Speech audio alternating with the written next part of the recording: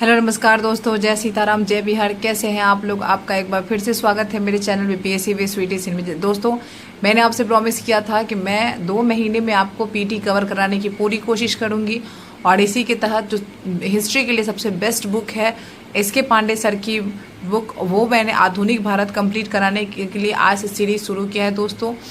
लेकिन मैं कहना चाहूँगी कि इसके लिए आपको मेरे चैनल को पहले सब्सक्राइब करना होगा, शेयर करना होगा, कमेंट करना होगा कि आपको ये सीरीज कैसा लगा और आपको ये सीरीज की और वीडियो चाहिए तो मैं आगे की सीरीज को कंटिन्यू रखूँगी। फिलहाल इसके पांडे सर की जो सीरीज है आधुनिक भारत है, उसका पहला वीडियो आज मैं आप लोग के सामने ला रही हूँ। इसको हम लोग पढ़ने और समझने की कोशिश करेंगे। मैंने पहले भी कहा है, मेरा वीडियो उन लोगों के लिए है जिनके पास अधिकांश सोर्स की एक्सेस नहीं हो पाती या फिर सोर्स की कमी से पढ़ नहीं पाते हैं। तो दोस्तों, इसको शुरू करते हैं।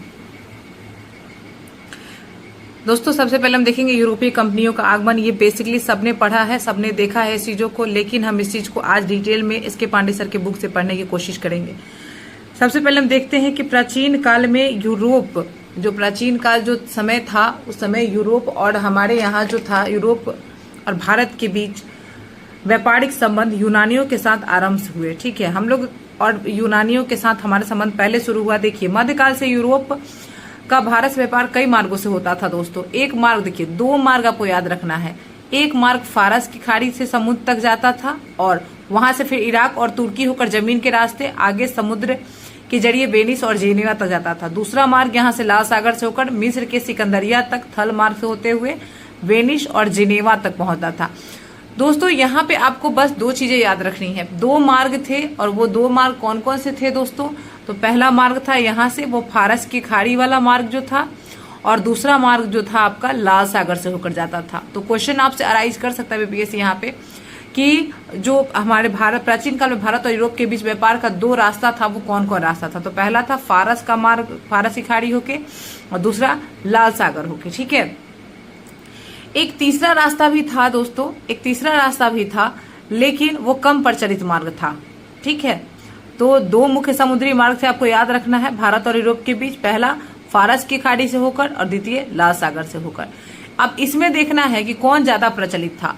तो फारस की खाड़ी वाला जो दोस्तों था, फारस की खाड़ी वाला वो ज्यादा प्रसिद्ध था। फारस की खाड़ी वाला मार्ग ज्यादा प्रचलित है, क्योंकि लाल सागर वाला मार्ग जो है वो कोहरे के कारण दुष्कर था।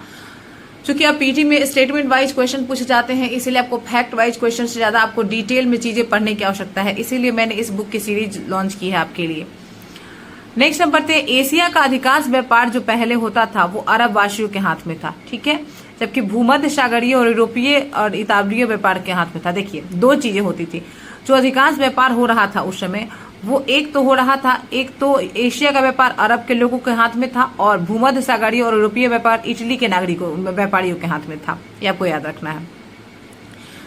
हमारा जो ये व्यापार पूर्वी देशों में गरम मसाला के कारण, हमारे यहाँ का जो व्यापार था दोस्तों, वो क्यों फेमस था? क्योंकि गरम मसाला बहुत मिलता था यहाँ पे। गरम मसालों का यूरोप में बहुत मांग थी, हम जानते हैं, क्योंकि वहां पे ठंडा जगह है और वहां पे बहुत महंगे बिकते थे। क्योंकि जाड़ों में नमक और काली मिर्च डले गोश्त पर ही वे लोग जिंदा रहते थे। अब देखिए, अब क्या हो रहा है कि कुस्तुनतुनिया 1453 में कुस्तुनतुनिया पर तुर्कों का अधिकार हो जा रहा है। किसका अधिकार हो जा रहा है दोस्तों? तुर्कों का।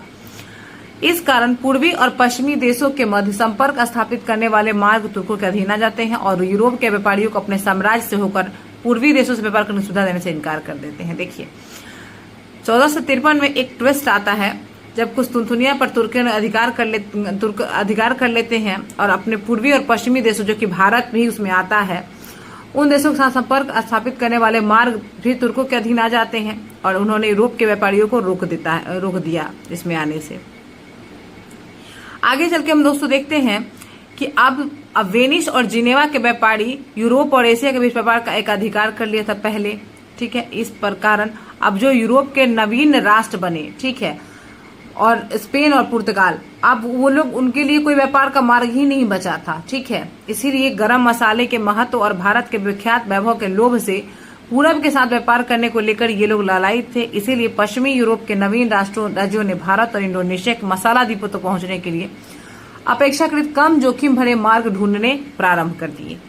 ये लोग अरब और वेनिस के व्यापारियों के एकाधिकार को तोड़कर और तुर्की के झगड़े से बचकर पूरब के देशों से सीधे संबंध कायम करना चाहते। देखिए, जो अब देखिए, एक तरफ जो व्यापार था उस पर तुर्कों ने अधिकार कर लिया और दूसरा वेनिस और जेनेवा के व्यापारियों ने यूरोप और एशिया के व्यापार पर अधिकार कर लिया। अब देखिए, अब दोनों रास्ते ब्लॉक हो गए, ठीक है।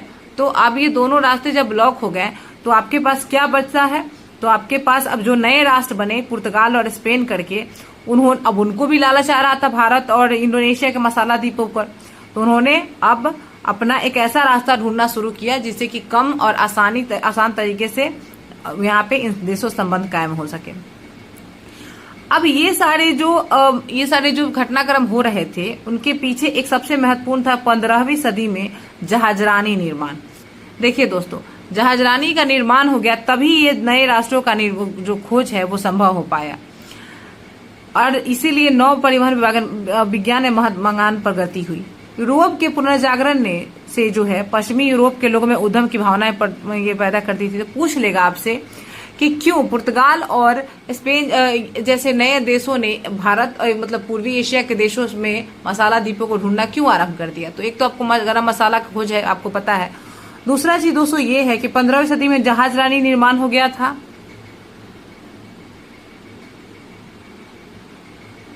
जहाजरानी निर्माण में बहुत प्रगति हुई थी और दूसरा उस समय यूरोप में पुनर्जागरण हो गया था।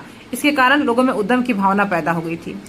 इसी समय कुतुब नुमा यानी कि दिशा सूचक का भी आविष्कार हो चुका था और नए भौगोलिक आविष्कार और व्यापारिक मार्गों की खोज में पुर्तगाल अग्रणी था। पुर्तगाल बहुत अग्रणी था। पुर्तगाल के राजकुमार थे Prince Henry the navigator. Prince Henry को क्या कहते हैं दोस्तों? द नेविगेटर कहते हैं और उनके प्रयासों से ही भौगोलिक खोज आसान हुआ था। ठीक है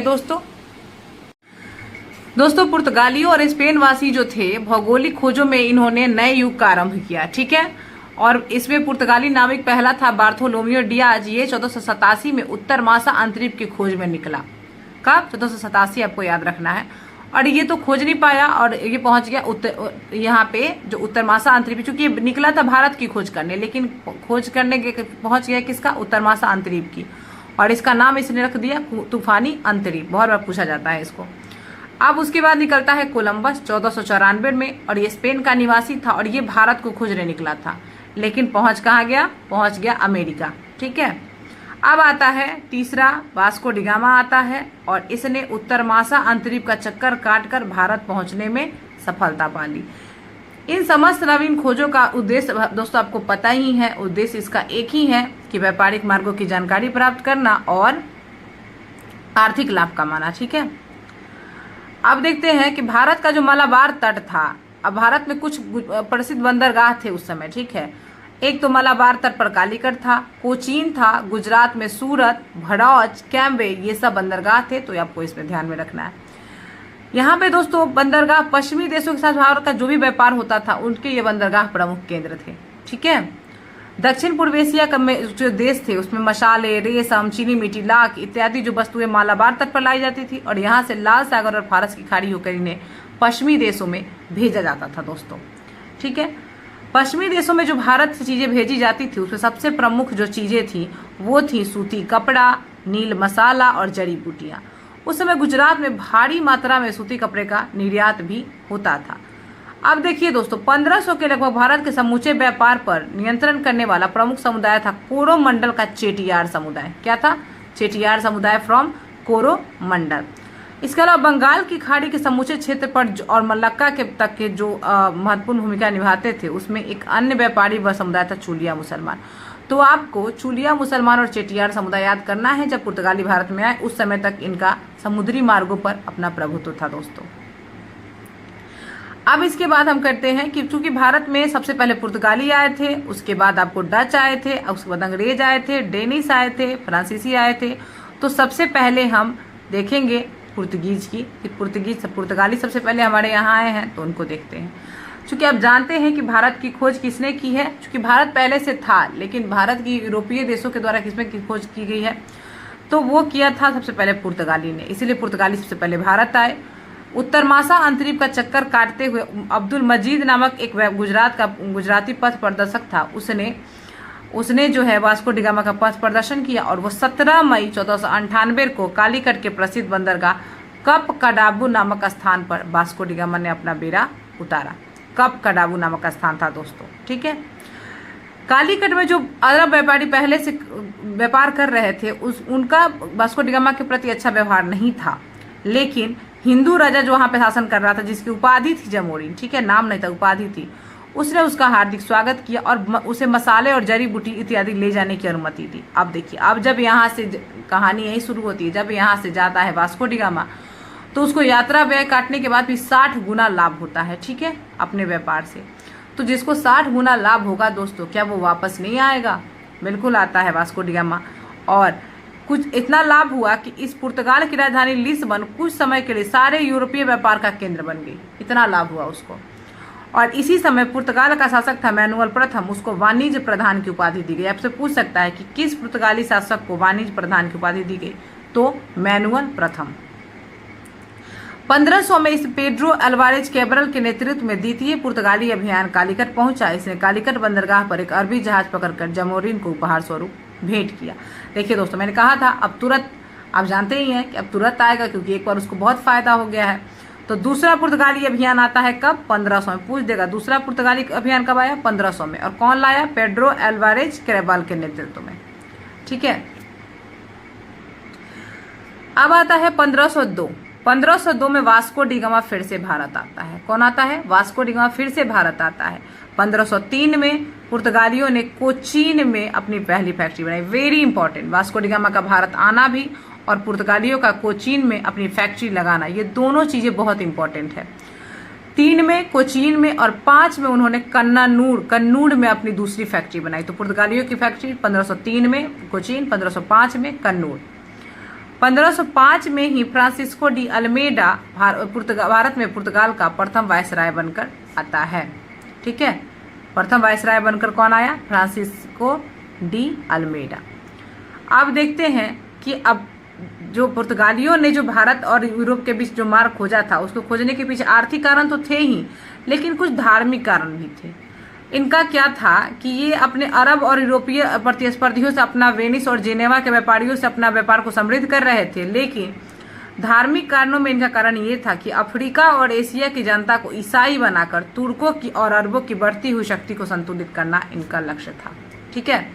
तो धार्मिक कारण भी था। ये स्टेटमेंट वाइज क्वेश्चन आ रहा है आजकल दोस्तों, इसीलिए आपको इसको याद करना बहुत जरूरी है।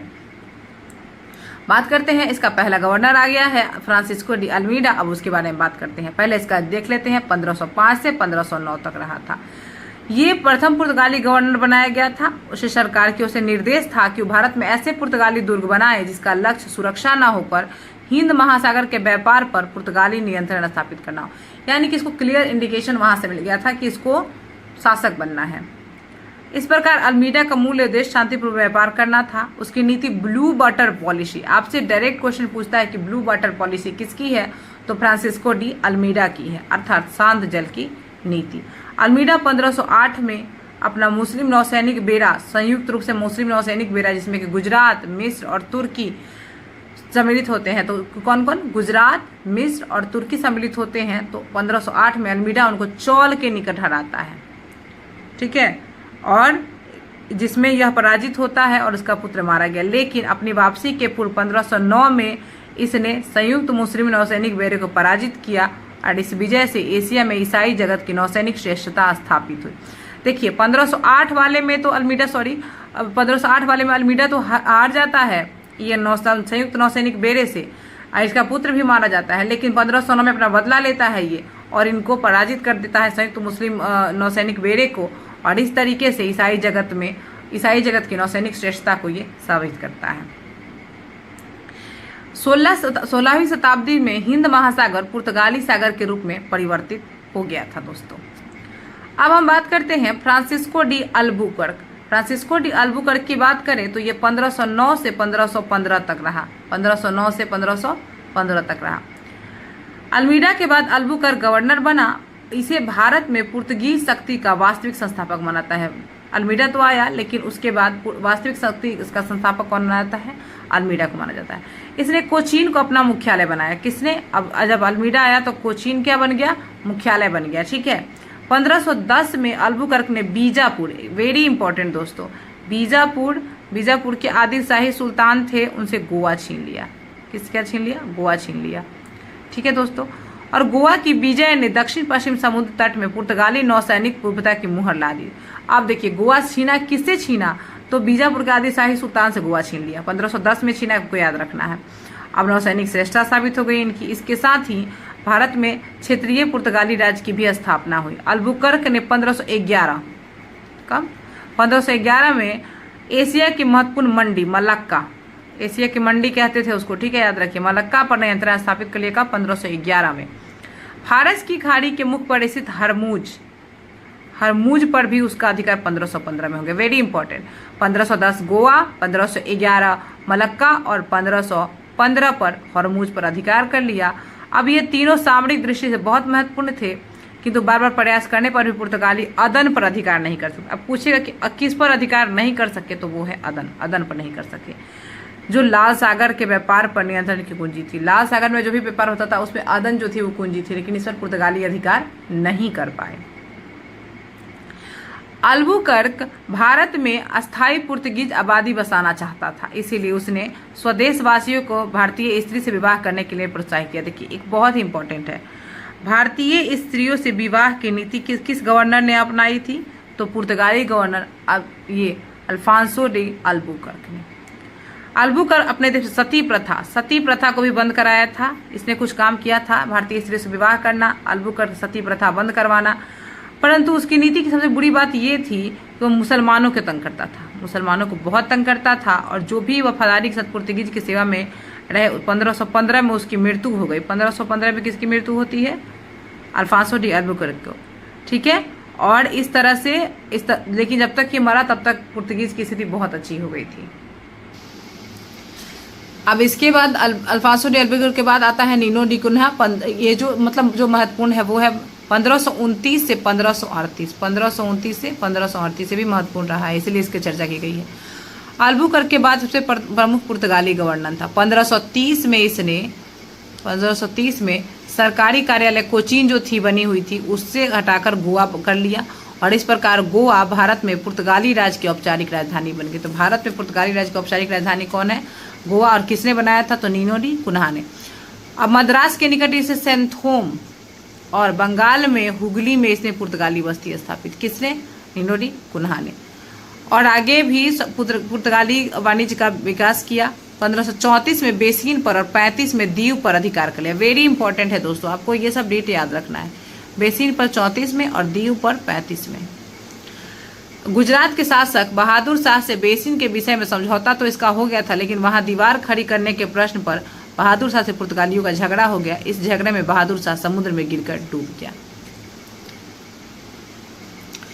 अब पुर्तगाली धीरे धीरे जो है वो कुछ महत्वपूर्ण बस्तियां बसाई। 1559 में इनकी दमन पर भी अधिकार, दीव पर कब किया था, 35 में किया था दोस्तों, और दमन पर कब कर लिया, 59 में कर लिया। अब इसके बाद दीव, दमन, साष्टी, बसई, चौल, बम्बई, सेंथोमी और हुगली जो है वो अब पुर्तगाली बस्ती में शामिल हो गए। सीलोन के अधिकांश भाग पर, यानी कि सीलोन जो श्रीलंका का भाग था, इसका अधिपत्य हो गया, परंतु कालांतर में अधिकांश भाग हाथों से निकल गए। डच और ब्रिटिश कंपनियों के हिंद महासागर में आने से पहले पुर्तगालियों का एकाधिकार स्थापित हो गया था। अनेक स्थानों पर पुर्तगाली सैन्य जहाज का सामना करना पड़ा। 1538 में अदन पर तुर्की का प्रभुत्व स्थापित हो गया, मतलब ये लोग जीत नहीं पाए कभी भी तुर्की को, अदन को। 98 में दक्षिण पूर्व एशिया आने के बाद 20 वर्षों तक डचों ने पुर्तगालियों को इस क्षेत्र से खदेड़ दिया। इस प्रकार देखिए तो 1602 में डचों ने बॉन्टम के समीप पुर्तगाली बेड़े पर आक्रमण कर उसे पराजित कर दिया। 1654 में पुर्तगाली ने अंग्रेज को अपने अधिकृत प्रदेशों में निवास करने, व्यापार करने की मान्यता प्रदान कर दी। 1641 का दौर आता है जब डचों ने पुर्तगालियों से मलक्का दुर्ग को जीत लिया। डच ने पुर्तगाली से मलक्का दुर्ग कब जीता दोस्तों, 1641 में। 1658 में संपूर्ण श्रीलंका और 1663 में पुर्तगाली के समीप मालाबारी दुर्ग डचों के अधीन हो गए। डच मतलब पुर्तगाली को परेशान करने आ गए। अब अंग्रेज भी डचों से पीछे नहीं रहे। 1611 में सूरत के निकट स्वाली में समुद्र तट पर अंग्रेजों ने पुर्तगालियों से महत्वपूर्ण विजय प्राप्त की। अब 1611 आपको याद रखना है, स्वाली के समुद्र तट को याद रखना है, अंग्रेजों ने पुर्तगालियों पर महत्वपूर्ण विजय प्राप्त की, ये भी आपको याद रखना है। 28 आता है, फारसी सेना की सहायता से अंग्रेज ने हरमुज पर अधिकार कर लिया, हरमुज भी छीन लिया उनसे, और फारस की खाड़ी पर स्थित पुर्तगालियों की मुख्य चौकी थी। इस प्रकार देखें तो मुगल सम्राट शाहजहां के शासनकाल में कासिम खान ने 1632 में हुगली पर कब्जा कर लिया। किसने किया? कासिम खान ने 1632 में। मराठों ने भी 1739 में साष्टी और बसई पर अधिकार जमा लिया। केवल गोवा और दमन और दीव पर ही 1961 तक पुर्तगाली के अधिकार रहे थे। अब पुर्तगाली की ऐसी क्या नियंत्रण और विधि थी देख लेते हैं। 71 में जब पुर्तगाली एशियाई साम्राज्य 3 स्वतंत्र कमानों में विभाजित किया गया था। अफ्रीकी समुद्री तट पर पुर्तगाली बस्तियों के नियंत्रण के लिए मुंजामिक में गवर्नर की नियुक्ति की गई थी। भारत और फारस खाड़ी देशों के प्रदेशों के लिए गोवा में गवर्नर और दक्षिण पूर्व एशिया के द्वीपों पर नियंत्रण बनाने के लिए मलक्का में गवर्नर। पुर्तगालियों ने यूरोप में होने वाले निर्यात व्यापार को नियंत्रित करने के साथ साथ मलाबार तट पर एक बंदरगाह से दूसरे बंदरगाह तक होने वाले व्यापार और भारतीय व्यापारों से फारस की खाड़ी और मलक्का तक होने वाले विदेशी व्यापार का अधिकार स्थापित कर लिया। अब देखते हैं दोस्तों कि पुर्तगाली जो साम्राज्य था उसको एस्तादो द इंडिया नाम दिया गया था। क्या नाम दिया गया था? Estado the India. अब हिंद महासागर में व्यापार को नियंत्रित करने के एक इन्होंने प्रथा चलाई थी, कार्ज अमेंडा काफिला व्यवस्था। वेरी वेरी इंपॉर्टेंट, आपको कार्ज अमेंडा काफिला व्यवस्था याद करना है। ये पुर्तगाली द्वारा चलाई गई थी। अब इसमें क्या कहा गया है कि कार्ट या परमिट के पीछे अमेंडा का बल होता था। देखिए, पुर्तगाली अपने आप को क्या कहते थे? सागर के स्वामी मानने लगे और कार्ज अमेंडा व्यवस्था को उचित ठहराते थे। अब कोई भी इसके तहत क्या होता था कि कोई भी भारतीय या फिर अरबी जहाज अगर पुर्तगाल अधिकारियों से कार्ज लिए बिना अरब सागर में जाता है तो उस पर जुर्माना लगाया जाएगा, मतलब जा ही नहीं सकता। कार्ज के लिए उनको शुल्क देना पड़ता था। एशिया के शासक इस व्यवस्था को स्वीकार करने के लिए बाध्य थे क्योंकि पुर्तगाली की नौसेना अत्यंत शक्तिशाली थी। आप देखिए, और इसके साथ ये भी था ना कि वो लोग भारतीय और अरबी लोग अपने जहाजों में काली मिर्च भी नहीं ले जा सकते थे, गोला बारूद भी नहीं ले जा सकते थे। ये चीजें थी। पुर्तगालियों को अपने आप को ही अधिकार दे रखा था कि वे निषिद्ध व्यापार में लगे होने के संदेह में भी जहाजों की तलाशी ले लेते थे। मतलब बहुत ही इनका बढ़ गया था। पुर्तगालियों का व्यापार नियंत्रण का एक अन्य उपाय था काफिला व्यवस्था। इसमें क्या करते थे? काफिला व्यवस्था में कार्य व्यवस्था आपने देख लिया, अमेंडा व्यवस्था देख लिया। अब काफिला व्यवस्था में क्या करते थे दोस्तों? काफिला व्यवस्था जो थी पुर्तगालियों की, इसमें क्या करते थे? ये जो स्थानीय व्यापारियों की जो जहाज होती थी, ठीक है, उसको ये क्या करते थे कि इनका एक काफिला होता था, जिसकी रक्षा के लिए पुर्तगाली बेड़ा साथ साथ चलता। मतलब इनका मानना था कि अगर आप स्थानीय व्यापारी अगर आप जा रहे हैं तो आपके साथ साथ हमारा पुर्तगाली बेड़ा जाएगा। क्या करता था? इसका काम दो था कि पहला तो ये जहाज समुद्री डाकुओं से रक्षा करता था और दूसरा ये निश्चित करता था कि इसमें से कोई भी जहाज पुर्तगाली व्यवस्था के बाहर जाके व्यापार ना करे। मतलब इन्होंने इतनी टाइट व्यवस्था रखी थी, कार्ज काफिला ये सारी व्यवस्था लगा दी थी। बात करते हैं कि मुगल बादशाह तक जो था वो भी सूरत से अगर मोरवा जाने वाले अपने जहाजों के लिए परमिट प्राप्त करता था। मतलब पुर्तगालियों का आतंक कितने बड़े स्तर पे था, इसको आप समझ सकते हैं। मुगल सम्राट अकबर ने पुर्तगालियों से प्रतिवर्ष एक निःशुल्क कार्ड प्राप्त करके एक प्रकार से उनका नियंत्रण स्वीकार कर लिया था। मतलब मुगल बादशाह अकबर जो था उसने भी इनसे निःशुल्क एक कार्ड स्वीकार कर लिया। तो इस तरीके से उसने भी क्या कर लिया? इनका नियंत्रण स्वीकार कर लिया। पुर्तगालियों का हिंद महासागर पर 1595 तक प्रभुत्व बना रहा, एकाधिकार बना रहा। अब हम देखते हैं वो कौन कौन से कारण है जिससे पुर्तगालियों का पतन हो गया दोस्तों। तो सबसे पहला तो कारण ये है धार्मिक असहिष्णुता। जैसे कि हम जानते हैं कि मुसलमानों के प्रति इनकी नीति कठोर थी और साथ ही साथ ये लोग जो चाहते थे कि यहाँ पे जो धर्मांतरण, ईसाई धर्म को बढ़ावा देना, तो ये चीज़ें जो है इससे इनकी शत्रुता हो गई। दूसरा था ये चुपके चुपके व्यापार करते थे, अंत में इनके लिए घातक हो गया। और तीसरा था कि ब्राज़ील का पता जब लग गया पुर्तगाल के लिए तो उसके बाद उसकी सारी एनर्जी जो है, सारी जो क्रियाशीलता उसके पश्चिम की तरफ चली गई। और अंततः क्या हुआ कि इसके बाद आने वाली यूरोपीय कंपनियों से उनकी प्रतिद्वंद्विता हुई जिसमें वो पिछड़ गए। मतलब पुर्तगाली जो शक्ति थी वो तो ब्राज़ील की तरफ मुड़ गई। तो धार्मिक असहिष्णुता और असहिष्णुता, ब्राज़ील का पता लगना, चुपके चुपके व्यापार करना, ये सब इनके पतन के कारण रहे। हम देखते हैं कि पुर्तगालियों ने जो आधिपत्य जमाया था उसका परिणाम क्या क्या हुआ था। तो परिणाम ये हुआ था कि धार्मिक, सामाजिक, राजनीतिक और आर्थिक सभी परिणाम हुए। सबसे पहले तो इन्होंने धर्म परिवर्तन को बहुत बड़े स्तर पर बढ़ावा दिया। ठीक है, मतलब पुर्तगाली ऐसे थे, धार्मिक असहिष्णुता के कारण ही इनका पतन एक बहुत बड़ा कारण था। 1540 ईस्वी में गोवा के सभी मंदिरों को इन्होंने नष्ट करा दिया। इसलिए गोवा में अभी जो मिलते हैं दोस्तों अधिकांश चर्च मिलते हैं। ठीक है, तो वहाँ पे रणनीति के तहत मंदिरों को नष्ट करा के एक सिलसिलेवार तरीके से वहाँ पे मंदिरों को नष्ट कराया गया और उसके बाद वहाँ पे चर्च का निर्माण कराया गया। 1573 में बार्डे और सालसेट, 84-87 में सालसेट में भी यही हुआ। 1560 में गोवा में ईसाई धर्म न्यायालय, वेरी इंपॉर्टेंट, आपसे ये पूछा जा सकता है कि गोवा में ईसाई धर्म न्यायालय कब खोला गया, तो 1560 में खोला गया। कब खोला गया दोस्तों? 1560 में खोला गया। यहाँ पे क्या हुआ था, इसकी स्थापना इसलिए की गई थी ताकि अगर कोई भी किसी भी प्रकार का धर्म द्रोह किया करे तो उसको दंडित किया जा सके, मतलब ईसाई धर्म को ही प्रमुखता दी जाए। यहाँ तक कि 1542 में पुर्तगाली गवर्नर मार्टिन डी सूजा के साथ एक ज्यू संत था जेवियर, वो भी भारत आया था। और अकबर के दरबार में जो मुगल बादशाह था उसमें भी 3 जेसुइट मिशन गए, क्योंकि इनको भ्रम हो गया था क्या कि अकबर मसीहा मत को स्वीकार करना चाहता था। तो एक पूछ देता है कि पुर्तगाली गवर्नर मार्टिन डिसूजा के साथ प्रसिद्ध कौन से जो ज्यू संत थे वो भारत आए, तो संत जेवियर्स। ठीक है, इनके नाम पे बहुत सारे संत जेवियर्स स्कूल भी हैं। तो इस तरह से पुर्तगीज को भारत का नाम जापान के साथ व्यापार श्रेय करने का भी जाता है। पुर्तगीज भारत और जापान का व्यापार शुरू कराने का श्रेय भी पुर्तगालियों को ही जाता है। ठीक है, अब यहाँ से एक इम्पॉर्टेंट चीज़ है दोस्तों कि वहाँ से तांबा और चांदी प्राप्त, जापान से तांबा और चांदी प्राप्त होती थी। पुर्तगीज मध्य अमेरिका से तंबाकू, आलू और मक्का भारत लाए थे। पूछ देता है कि पुर्तगालियों के दिन क्या है, तो हम जो तंबाकू हमारे यहाँ होता है, आलू जो हम लोग रोज डे टू डे लाइफ में खाते हैं, और मक्का, ये सब पुर्तगाली लाए थे। अब वहीं से प्रिंटिंग प्रेस, भारत में प्रिंटिंग प्रेस भी पुर्तगाली ही लाए थे। अनानास, पपीता, बादाम, काजू, मूंगफली, शकरकंद, काली मिर्च, लीची, संतरा, ये सब पुर्तगालियों की देन रही है। आपको पता है, अनानास, पपीता, बादाम, काजू, मूंगफली, शकरकंद, काली मिर्च, लीची और संतरा, ये सारी चीजें। अब देखते हैं कि पुर्तगाली अधिपत्य की स्थापना के साथ ही व्यापार में नौसैनिक शक्ति की महत्ता स्थापित हुई। मतलब ये तय हो गया कि अगर आप यहाँ पे व्यापार करना चाहते हो तो आपको नौसैनिक रूप से शक्तिशाली रहना पड़ेगा। अब आते हैं डच। डच कहाँ के निवासी थे? डच जो है वो नीदरलैंड या फिर हॉलैंड के निवासी थे। पुर्तगालियों के बाद डच भारत आए। 1595-96 में कार्नेलियन हाउटमैन, कौन?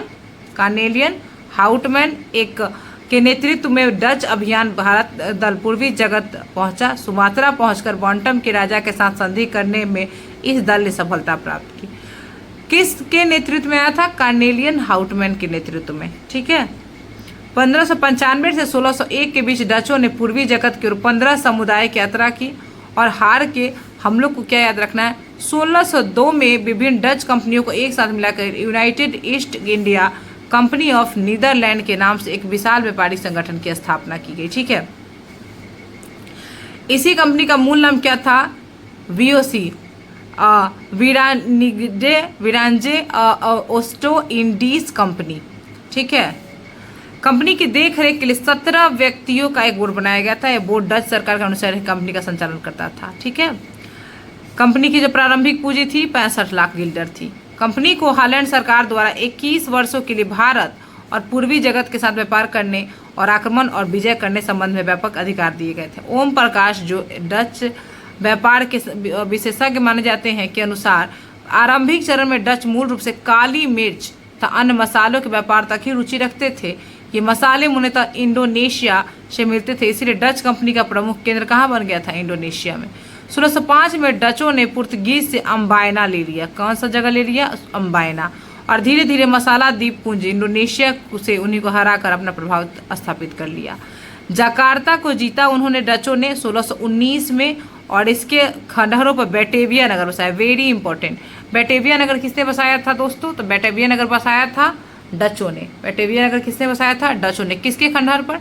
जकार्ता, इंडोनेशिया की जो राजधानी है जकार्ता को जीतकर उसके खंडहरों पर बैटेविया नामक नगर बसाया था डचों ने। लंदन और द हेग यानी हॉलैंड की राजधानी में सम्मेलन 1611, 1613, 1615 के फलस्वरूप डच और अंग्रेजों के बीच 1619 में एक मैत्रीपूर्ण संधि हो गई। किंतु कुछ वर्षों बाद यहाँ पे बाद ही फिर शत्रुता प्रारंभ हो गई। 1623 में अम्बायना में 10 अंग्रेज और 9 जापानियों पर का क्रूरतापूर्वक वध कर दिया गया। किसमें? 1623 में।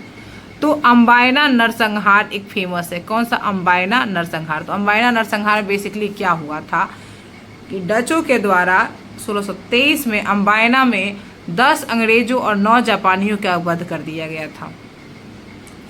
अम्बायना नरसंहार के बाद डचों ने मलय द्वीपपुंज में अंग्रेजों के और भारत में अपने आप को सीमित कर देना शुरू कर दिया।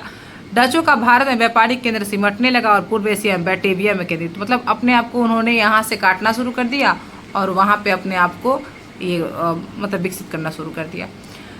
डच नौसेना के नायक वादे हेग सूरत और मलाबार में असफल होने के बाद 1605 में मसूलीपट्टनम में प्रथम डच फैक्ट्री की स्थापना की। अब देखिए, अब आपसे पूछेगा कि पहली डच फैक्ट्री की स्थापना कब हुई थी, तो 1605 में हुई थी। कहाँ?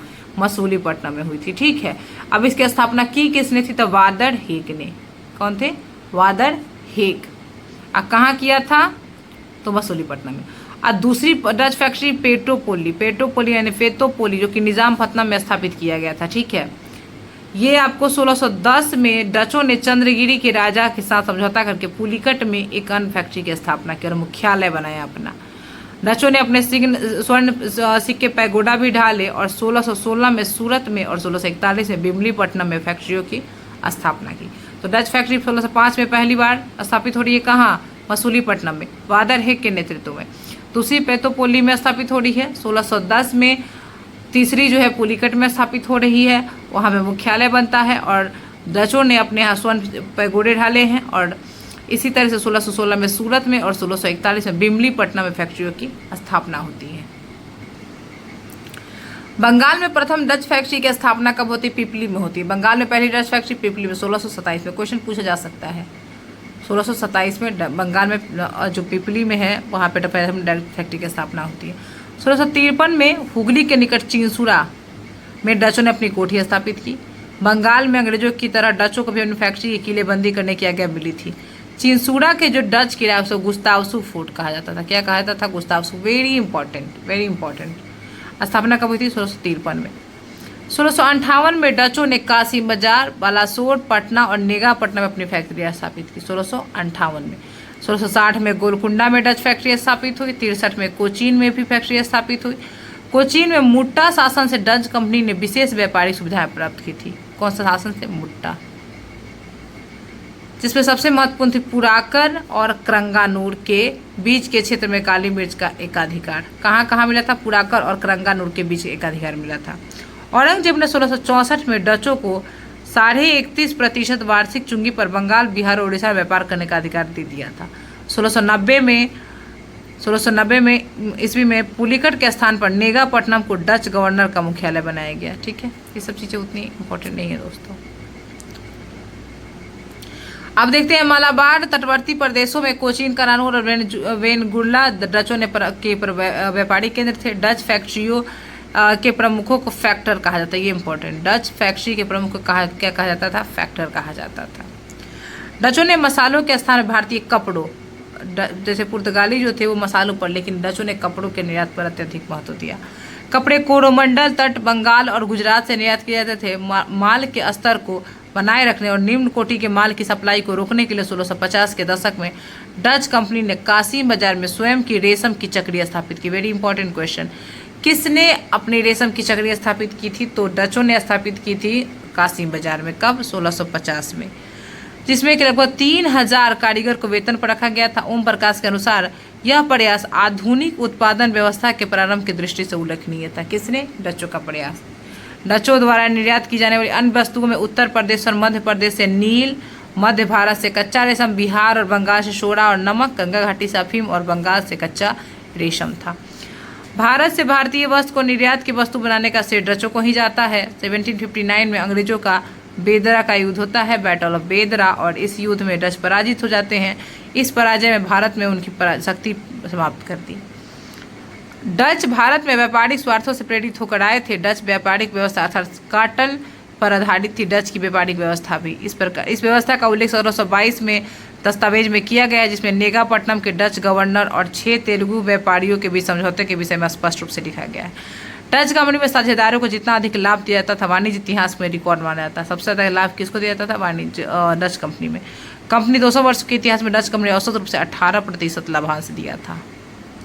तो दोस्तों अभी के लिए वीडियो को मैं यहीं ख़त्म करती हूँ, और अगर आपको ये सीरीज़ पसंद आती है तो पूरे मैं कोशिश करूंगी कि 2 महीने के अंदर ही मैं पूरे एस.के. पांडे को आपके साथ करा दूं। लेकिन इसके लिए पहली शर्त यही दोस्तों कि आपको मेरे चैनल को सब्सक्राइब करना होगा और मुझे कमेंट में लिखना होगा कि आपको इसका सेकेंड पार्ट चाहिए, तभी मैं इसके आगे वाला सेकेंड पार्ट करूंगी दोस्तों।